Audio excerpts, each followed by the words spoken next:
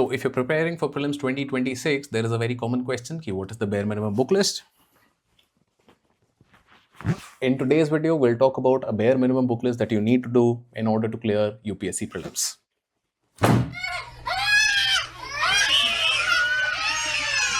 Please keep in mind that this is just the book list for prelims, क्योंकि mains के specific कुछ subjects जो होते हैं, हमारा world history, Indian society, governance के बहुत जो इन डेप्थ टॉपिक्स हो जाते हैं, या फिर आपका internal security, ethics, all of these things are not covered in this book list. That is a separate book list that I'll come up with later for mains. In today's video, basic book list हम cover करेंगे, and in this I'll also give you some special pointers of कि भाई how do you approach these subjects. Beyond that, I'll also tell you a special book which is for international relations, क्योंकि बहुत बार क्या होता है कि international relations everybody is like कि भाई सिर्फ करंट अफेयर्स कर लो हो जाएगा. नहीं होता.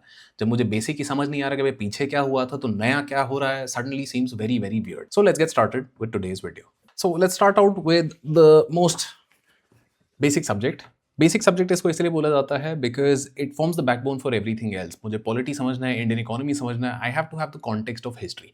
एंड हिस्ट्री में मल्टीपल पार्ट्स हमारे आ जाते हैं. देयर इज मॉडर्न हिस्ट्री, जिसके लिए हम करेंगे स्पेक्ट्रम. स्पेक्ट्रम का लेटेस्ट एडिशन अगर आपके पास है तो that's well and good, but the older edition, if you can find any older edition of Spectrum, the easier it will be for you. इसके बारे में अभी बात करते हैं. Then medieval history, old NCERT, ancient history, old NCERT. इन दोनों के ऑल्टरनेटिव में आप कर सकते हो तमिलनाडु बोर्ड की क्लास 11th एंड 12th की NCERTs. Now both of them are great, but again उनके पीडीएफ्स मिलते हैं, जनरली आपको हार्ड कॉपी में नहीं मिलती. तो if you want to read a hard copy, go with these. Then art and culture. Now art and culture के लिए you can do Nitin Singhania, but that is a very very bulky book, and at the same time there is too much information जो useful नहीं है. For example, there's a chapter on Indian circus, and you know कठपुतली के बारे में भी वहाँ पे एक चैप्टर है. अब बोलने को आर्ट एंड कल्चर है, बट जब पेपर के लिए रेलिवेंट नहीं है तो why am I doing this? These three books, which is Intro to Indian Art class 11th and Themes in Indian History part 1 and 2, these are more than sufficient for covering art and culture. And इनके basis पे एक बहुत अच्छी चीज़ और होती है that I get to see a lot of images, right? Images के साथ साथ मुझे जैसे like you know Gandhara art form अगर मुझे देखना है, if I read a description versus if I look at an image, it is much more easier for me to think of the image and get that thing in my head. Mathura school of art, तो if आप देखोगे तो कपड़े वहाँ पे उतने ornamented नहीं हैं. गांधारा स्कूल में आप देखोगे तो कपड़े बहुत ऑर्नामेंटेड हैं. हेलो बैकग्राउंड में सिंपल है, उधर हेलो नहीं, मतलब बहुत ऑर्नामेंट होता है. तो these sorts of differences, instead of reading about them, if I see them which you will do in these NCERTs, it's absolutely wonderful. Now coming to spectrum. Spectrum के साथ एक इशू है कि भाई जब मैंने तैयारी शुरू करी थी, आई थिंक बैक इन 2014, तो this used to be maybe a 600 page book, and ये 2019 का एडिशन है, where you know I bought this when I was giving my last attempt. 2019 का edition, you'll see this is about 800 pages. Current editions are well over 1000 pages, 1100 pages, and the problem with Spectrum is simple कि हर साल जो भी question आता है तो रेट्रोएक्टिवली इस किताब को अपडेट कर दिया जाता है to make it seem like this is the best book ever, which is fine. But more importantly इस किताब में हर चैप्टर के एंड पे आपको एक समरी दी गई होती है. तो कभी भी आपको लगता है कुछ नहीं समझ आया या कुछ छूट गया है, समरी हेल्प्स यू रिवाइज. अंत में बहुत सारी चीज़ें इस किताब में आप स्किप कर सकते हो, पर्टिकुलरली जैसे यूनिट 1 है, but on that I will make a separate video कि भाई इस किताब को कैसे पढ़ा जाए, how to make the best use of it, and that will be a conversation for that time. This covers a book list for history, ancient, medieval, modern, and art and culture. Which brings us to polity. Now, polity के लिए Lakshmikant is a great book, but before you do Lakshmikant, you need to do these two books, which is Indian Constitution at Work and Political Theory. ये basic किताबें हैं जिनके बाद अगर आप लक्ष्मीकांत करोगे तो it will be much more useful for you, for the simple reason that they help you understand the subject. This book in particular is a really really good book जो आपको बेसिक्स ऑफ द कॉन्स्टिट्यूशन कि भाई क्या चीज़ ज़रूरी है, किस तरीके से बैलेंस ऑफ पावर्स काम करता है, मतलब फंडामेंटल्स क्या है कॉन्स्टिट्यूशन के, it will help you get a sense of. Then if you read Laxmikanth it will make a lot more sense. But problem है कि भाई ये ऑलरेडी इतनी मोटी है, तो अब मतलब क्या सीन है. इसके लिए obviously I will make another video कि भाई you know how to cover Laxmikanth, but more importantly you have to keep in mind that everything in Lakshmikant is not equally important. जब आप previous year questions करते हो तो आपको पता चलता है कि भाई there are a lot of sort of areas which are constantly getting repeated. For example, speaker, for example, parliament, fundamental rights, DPSP, preamble. इन चीज़ों पे बार बार सवाल आ रहे हैं. Whereas my interstate council, zonal council, constitutional bodies, non-constitutional bodies, statutory body, इन पे कोई सवाल नहीं आ रहा है. तो अगर ऐसा है तो देयर इज़, ये 800 पेज की किताब नहीं है, इसमें से मे बी 300 पेज हैं जो आपके लिए बहुत ज़्यादा ज़रूरी हैं, जिनको आप 10 बार करो, व्हेयरएज़ द रेस्ट 500 पेजेज़ अगर आप 2 बार भी करके जाते हो is more than enough. So this sort of a differentiation we'll talk about in another video, but this is your book list for polity. Now which brings us to Indian economy. Indian economy में this forms your basic, क्यों? ये आपको Indian economic history दे देता है कि भाई since independence till now what has all happened in India, कि भाई 1991 से पहले क्या चल रहा था, एलपीजी रिफॉर्म्स क्यों इतने बड़ी चीज़ थी, उसके बाद से ग्रोथ पाथ क्या है, प्लानिंग कमीशन क्या थी, प्लान्स क्या थे, and now NITI Aayog is here, basics आपको दे देगा. Then I think Ketan sir की जो हैंडबुक है, this is an absolutely phenomenal resource, less than I think 400 pages, the second edition जो है इसका. एंड इसमें केतन सर ने बहुत सारे कार्टून से लेके, मतलब every previous year question is already in here, and all of those things we've tried to cover. The idea is simple कि Ketan sir himself is somebody who has cleared civil services exam. He's also the economics faculty at upscprep.com. Through his experience of teaching and understanding कि भाई लोगों को दिक्कत क्या आती है, उन्होंने ये किताब बनाई है, and this has been phenomenally well received. So you can get a copy of this on Amazon or Flipkart, or you'll get a PDF of this also in the video का link. So that is that for economy. Economy में बस अब एक चीज़ आपको ध्यान रखनी है कि भाई किताबें आपने ये पढ़ ली, but these concepts need to be very applied, क्योंकि आपसे कभी ये नहीं पूछा जाएगा सीधा कि फिस्कल डेफिसिट क्या है. आपसे पूछा जाएगा कि भाई सरकार ने इतना पैसा खर्चा किया, इतना पैसा आमदनी में आया, इतना उन्होंने लोन ले लिया, तो फिस्कल डेफिसिट क्या है, एप्लीकेशन पूछी जाती है. तो देयरफॉर कॉन्सेप्ट्स यहाँ से मिल जाएंगे सारे, but beyond that you will have to apply them and practise them on your own time. इसके लिए naturally using AI tools is very very helpful. You can go and back and forth with ChatGPT, and we are also developing a custom GPT which will be helpful for tracking and working with your UPSC prelims preparation. It will help you understand difficult concepts, which a general GPT also does, but this one will also keep a track of कि भी अच्छा आपको पिछले problems कहाँ आए थे and उनको किस तरीके से आपको पार्स करना है on the basis of PYQs. So if you're interested in a custom GPT like this, let me know in the comments. Moving on to the next subject, which brings us to the subject that I teach, which is geography. Now geography में there are these 4 NCRTs. Class 11th की 2 NCRT ये नीली वाली, and then class 12th की 2 NCRTs ये brown वाली.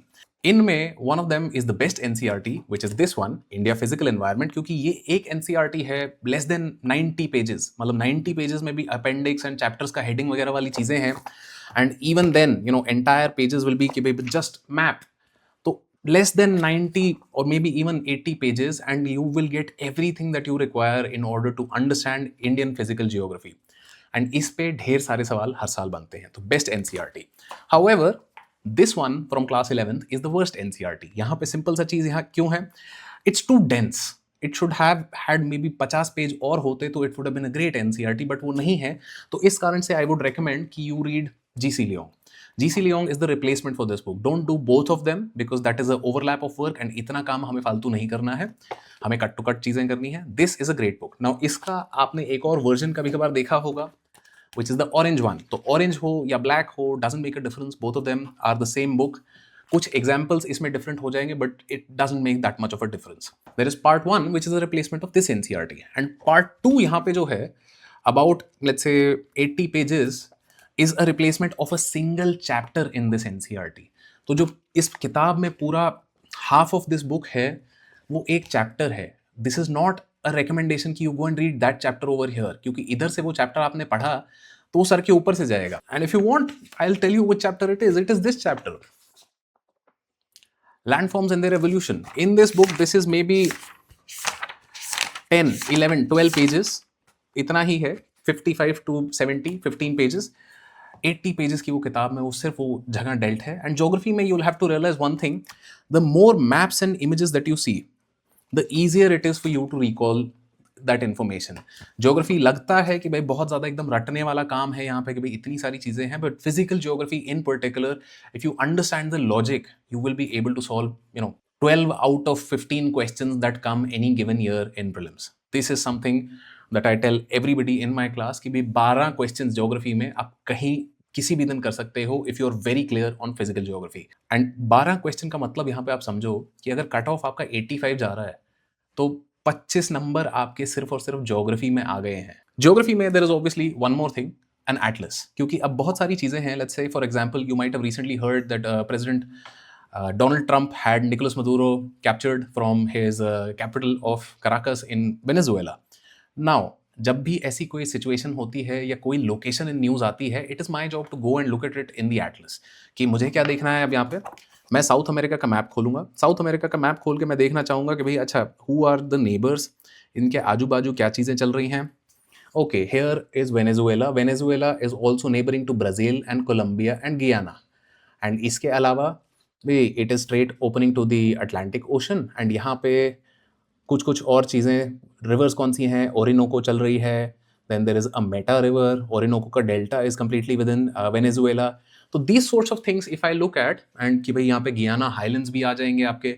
If I look at these sorts of things, Guiana Highlands in the physical map, I can be sure कि जब map based questions आते हैं ज्योग्राफी में, मैं गलती नहीं करूँगा। तो similarly you might have heard that President Donald Trump also wants Greenland.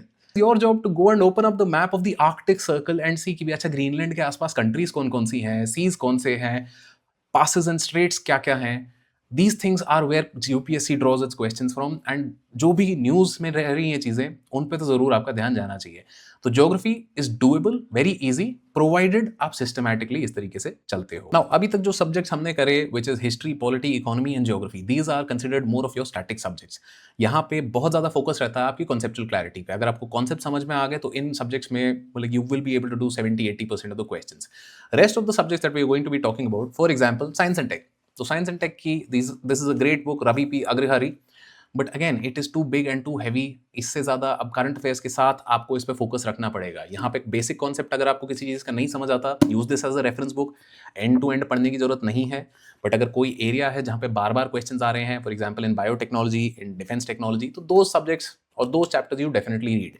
Rest of it this acts as a reference book. इसके अलावा ऑब्वियसली साइंस एंड टेक्नोलॉजी में anything that is latest development. For example last year question आया था कि भाई you know Majorana 1 chip developed by Microsoft, तो मतलब ये क्या है। Now it is a quantum computing chip, but this is such a new development कि भाई वो इस किताब में कभी हो ही नहीं पाएगी। तो science and tech, environment, international relations, these all become subjects जहाँ पे मैं बेसिक्स तो कर लूंगा, बट बेसिक्स के beyond I have to be very very thorough with current affairs. तो फॉर एग्जाम्पल एनवायरमेंट के लिए this is a great book, Shankar IAS का लेटेस्ट एडिशन अगर आप लेते हो तो that's also fine. Now again please keep in mind this will only cover the basics. Current affairs इसके बाद करना ही है, क्योंकि अगर इस साल में रामसर साइट्स नई डिक्लेयर हुई हैं तो this will tell you what is Ramsar sites and why are they important. But the नई Ramsar sites will never be covered in these books, and therefore science and tech, environment and international relations for that matter. Now international relations is one subject जो कि हर जगह बोला जाता है कि भाई आप सिर्फ और सिर्फ करंट अफेयर्स कर लो, but if you are very new to civil services exam preparation, बहुत सारी चीजें सेंस नहीं बनाती हैं। So this is a book by mister Shyam Saran, who is a retired foreign secretary, and he has written this book. I think अब इस book को भी मतलब 7-8 साल तो हो गए हैं, but this is a great book on understanding how Indian foreign relations have come up to now. तो इंडिया के नेबर्स के साथ इंडिया का कैसा रिलेशन है, इंडिया का चाइना के साथ कैसा रिलेशन है, यूएस के साथ कैसा है, all of these basics will be covered in this book. And after that current affairs. क्यों? क्योंकि प्रेसिडेंट डोनाल्ड ट्रंप कब क्या बदल दे हमको नहीं पता, और उस पर सवाल बहुत आ जाएंगे। सो all of these things are very basic things that you can cover for your UPSC Civil Services exam, and in May I'll be coming out with detailed video for each and every subject कि भाई history, polity, geography, economy की high priority areas क्या है, focus किधर रखना है over the next couple of weeks. The idea is simple, book list हमने देख ली है, बट सिर्फ और सिर्फ इसको ऐसा रटना नहीं है, समझना है इन चीज़ों को। जितना ज़्यादा समझने पे ध्यान दोगे उतना ज़्यादा आपके आउटकम्स होंगे। And if you want any help from us in your civil services exam journey, you can check out courses.upscprep.com. That will be all. Thank you all for watching. All the best on your UPSC journey.